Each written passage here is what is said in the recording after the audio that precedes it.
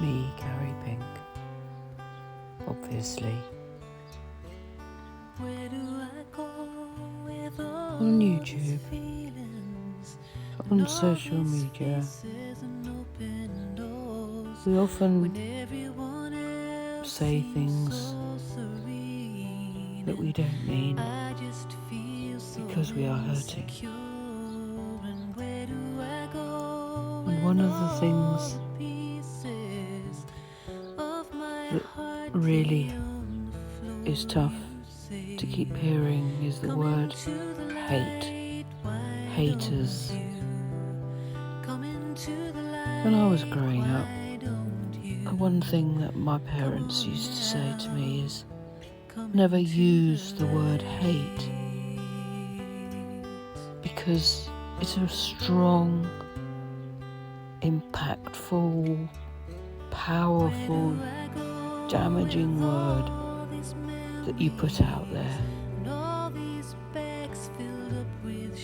Some will say, oh well, it's just a word, hate.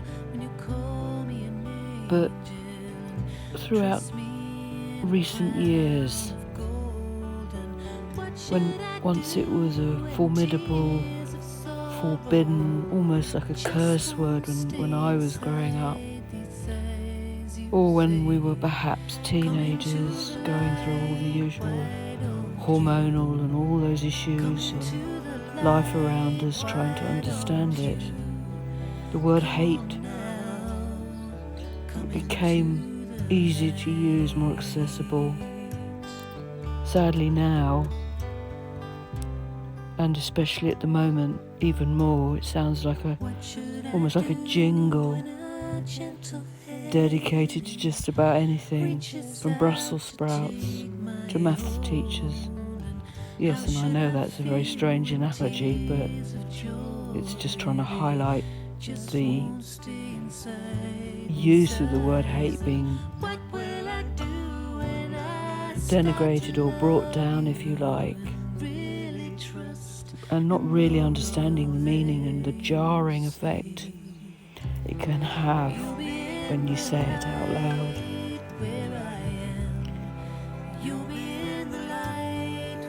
Hate, as we know, it can relate to negative emotions, such as the motivation to eliminate the object of your hate. I don't mean necessarily literally, but maybe in terms of somebody's mental well-being. And revenge is often a part of hate, because the idea behind revenge is to want to hurt the person or group as much as you've been hurt by them. In daily life, the word hate is used very casually, as I've said. People don't usually mean it. For instance, we can ask people to recall an experience when they felt hate. They do not usually recall these types of casual events. In fact, one of the challenges of studying hate is that most people can't think of a time when they truly experienced hate. And it can be easier to hate groups than individuals.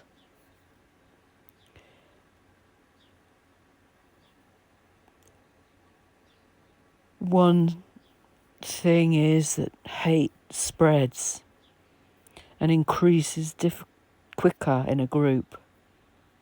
And we're all guilty maybe of saying the wrong words or quips in comments, possibly myself included, that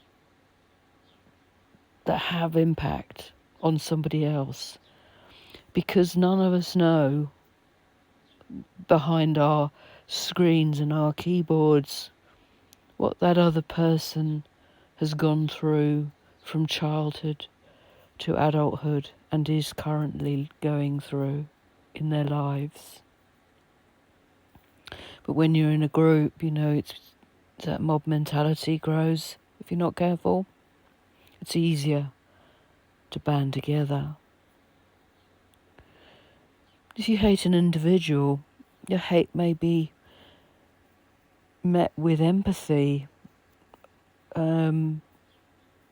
or a reappraisal of the person when you encounter their positive side.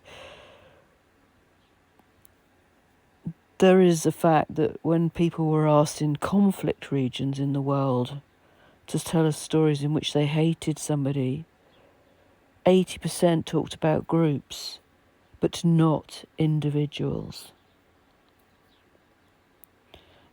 There's a difference between hate and anger. Hate involves, as I say, the whole individual or group, and not necessarily a particular aspect of the individual or group. You can hate someone because of what they are, and you're angry at someone because of what they did. Anger can be considered in terms of behaviour. When people are angry at someone, they often have the feeling that they can control the other person with the anger. The anger is essentially trying to remove an obstacle they feel is put by the other person when you want to reach a goal. You get angry when you want an apology, when you want someone to change their behaviour. When there is repeated anger and nothing changes, you then get contempt, possibly. And contempt is a feeling like the other person is not worth your anger.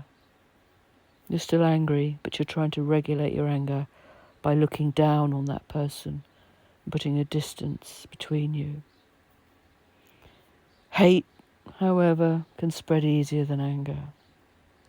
And it can spread, as we know, in many aspects and demographics of our world, our humanity. And it can spread from one generation to another really easily. I've seen it myself growing up in certain aspects of, for example, the troubles that went on in Ireland when I was growing up. You're not born hating. Your children are not born hating. Just as if they're not born racist. It's a learned behaviour.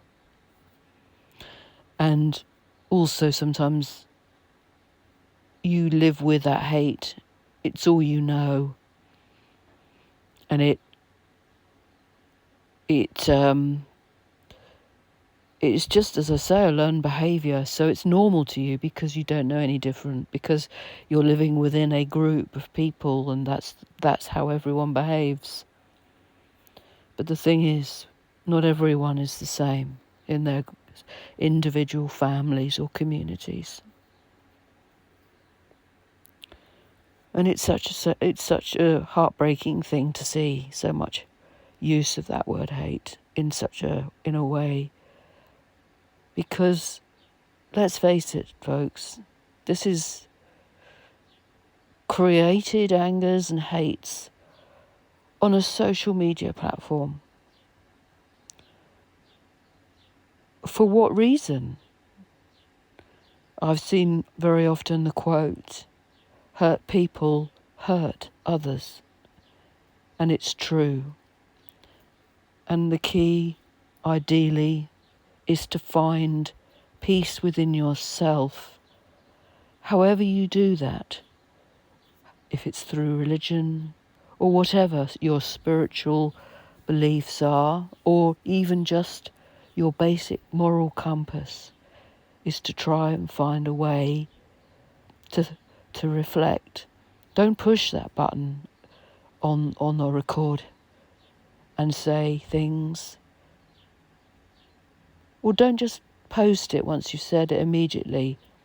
Turn it off, sleep on it, and listen back to it. Try to talk to someone you know will actually hear or listen to you. But don't use things that you know could potentially destroy other people's lives. I know I'm no saint. I'm a human being like anyone else. And I'm coming from a place of long experience of all sorts of aspects of life that have caused deep, deep hurt, and some of which the ripples go on forever. But we need to rethink it. We need to stop saying the word hate, haters. We need to really stop and think. And as I say, we're not born hating. We're not born racist. And we need to really reevaluate that. Anyway, take care, everybody. I hope this makes sense.